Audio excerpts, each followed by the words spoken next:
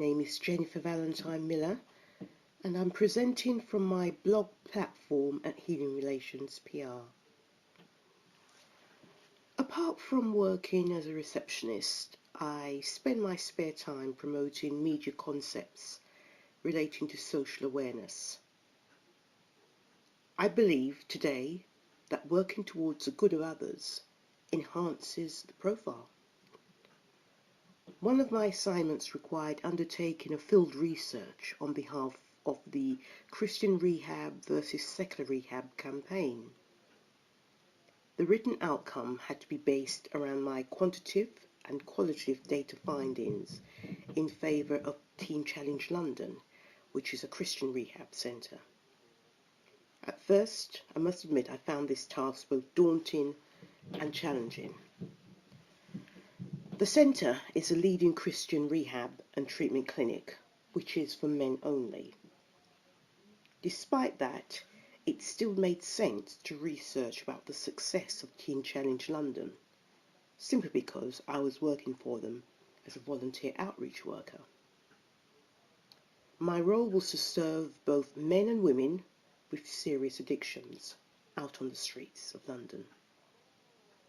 As well as that, I witnessed firsthand one of the success stories of Teen Challenge because I met my then friend and now husband while serving and ministering on the streets. My husband can testify that the Christian Rehab Centre is better than the secular rehab because the Holy Spirit, for example, can heal an addict in a way that helped him overcome his addiction and also emerge as a better human being. Also, there is an independent research conducted in the United States which informed us that over 70% of Teen Challenge graduates have remained drug-free. When I worked for the NHS Primary Care Trust, it was their responsibility to provide public health outcomes within the local area.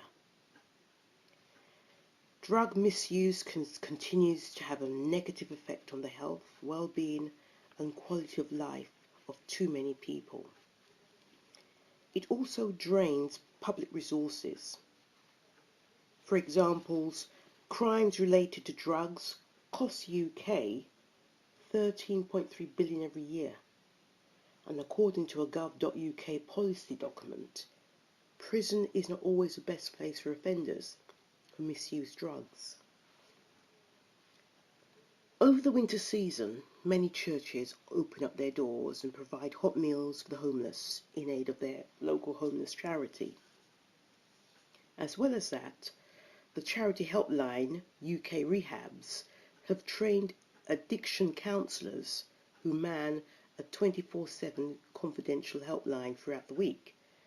They too understand that the Christian Rehab Centre is not for everyone.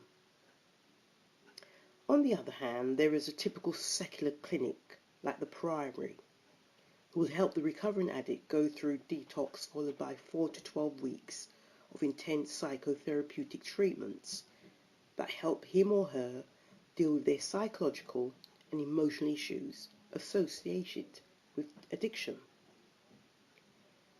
As part of this debate, UK Rehab quoted by saying that they would lead towards a Christian rehab because the Christian Centre offer one clear advantage over secular alternatives, and that is a sense of purpose.